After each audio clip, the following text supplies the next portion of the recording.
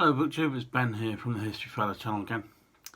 I thought I'd do a slightly different video today. As you'll all know, one of my hobbies is obviously books, and I'm a big history lover and a big fan of history. But I also love words. Yeah, even the obscure words, especially in the English language, and even slang words. Everyday words, people that use them in different accents and that sort of thing, and I just love words. But I came across a website called bestlifeonline.com, and the title of the page was British Words Americans Should Know, and it kind of looks at the words that we use here over in Britain that American people supposedly find confusing or a bit odd or have never heard of. So I thought I'd go through this list of words and just see, whether explain some of them to you, and whether you've got any other words that you've heard terms for them and want to ask me whether they make any sense or whether it's the right meaning, that sort of thing, or anything obscure about England or Britain, and anything to do with words and languages. Just ask me any questions if you want down below in the video. If you write down anything that you're not sure of, I'll then do another video, and then I'll explain what those words mean or their terms of reference and that sort of thing. And you can ask anything you want. I'll happily put an answer to them for you. But going back to this website, it's got a list of 10 words Americans find either confusing or are unaware of. So we'll go through the list and see if any of them stand out to you. So the first one is Bagsy. Now the word Bagsy I would be using if I want something, and if I was like in a group of people and I really wanted it, I'd say, "Oh, Bagsy that," or "Bagsy this." It's a bit like like when Americans claim they want to be in the front seat of the car or the truck, and they say, "Oh, I'm going to ride shotgun." That term, or certainly over here, means that they want to be in the front seat, so they would say, "I'm riding shotgun." Bagsy's a bit similar to that, in that you want whatever's in the situation. So that's Bagsy. The second one is Chinwag. A chinwag would be like if my wife went next door to talk to the neighbour just for a chat, or she would go around for a coffee, and they were going to have she'd probably spend an hour there talking. That would be what I would call a chinwag, or what could be used as a chinwag. It's the movement of the chin moving up and down and talking. So it's basically another word for a conversation. Number 3, cash point. Now it says here, if a British person has ever asked you to point them towards the nearest cash point, you'll likely get a confused look, and an American would be unsure as what you're going on about. Well, a cash point over here is what we call another name for an ATM. So obviously we also call it the hole in the wall, cash machine. That's probably about it over here, but some people might use ATM, but probably only if they were American. But so our cash point is your hole in the wall, or your ATM rather. Chav.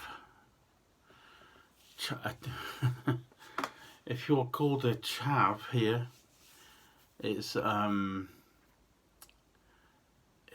it's used in a bit of a derogatory term.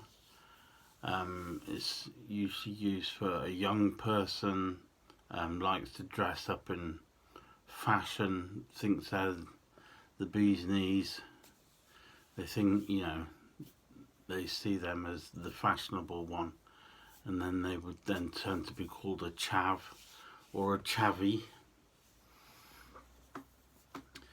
It says here on this page, you've likely never heard this British slang uttered in America for one very solid reason. What's being described simply doesn't exist outside of the UK. According to Merriam-Webster, a chav is a young person, specifically in Great Britain, known for engaging in aggressively loutish behaviour, especially when in groups, for wearing flashy jewellery, athletic casual clothing, or fashionable clothes. So it tends to be, the young person who's always out and about buying clothes and wears the latest gear. You'd call them a chav. And it's a bit of a derogatory term. It's kind of a way of someone putting someone else down. So they'd be called a chav. Number 5. Kip. Now I have kips, or the wife will say I have kips. If I fancy I sit in the chair watching television and might fall asleep for 10 minutes or something like that, it'd be called I'm having a kip. So kip is to have like a sleep or a short sleep, rather than when you go to bed at night to sleep. Normally it's like a short sleep. A doodle. Oh no, I haven't. Obviously you know what a doodle is. Doodle's like a drawing, or a quick drawing, but actually the word says doddle.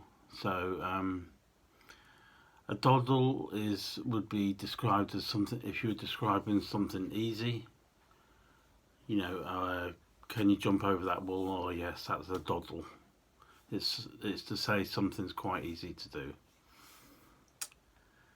Number 7, plonk. Plonk, you would be, if you went round to someone's house or someone offered you a seat, somewhere to sit, they would say plonk yourself down. It just means, you sit there if you want. It's also short for another word, but as in plonker, but a plonker means someone's a bit daft or silly. You might describe them as a plonker, but plonk does mean to plonk yourself down in a chair. The next one is Rashers. Now, according to this website, it says Americans have never really heard of this, but I'm sure they actually have. Rasher is what we would call a slice, and particularly a slice of bacon or a slice of pork. You would call that a rasher of bacon or a rasher of pork. So it's basically just a slice of meat, which tends to be a piece of pork.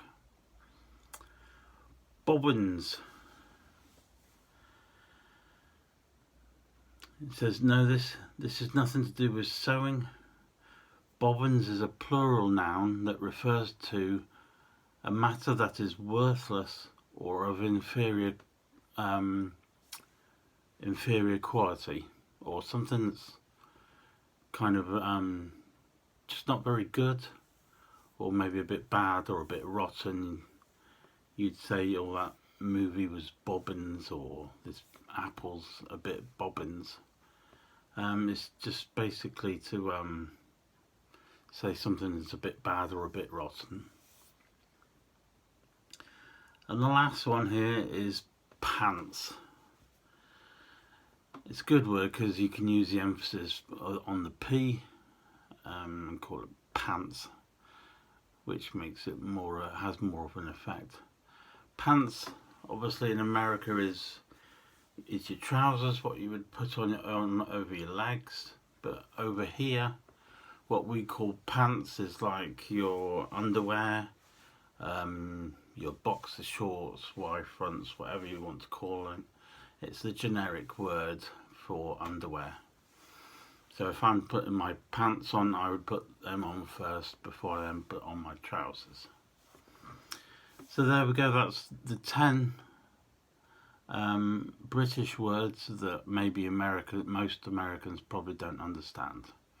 But like I said at the beginning of the video, if there are any other words, British words, especially if it's to do with the spelling or the meaning, or why do you say this, or if it's a phrase, drop us a line underneath the videos.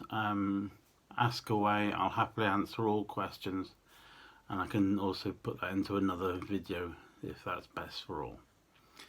But anyway, thank you very much for watching. If you've enjoyed the video or you've learned something from it, then please feel free to give it a like, as everything, all likes help. And other than that, thank you very much for watching, and I shall see you next time. Goodbye.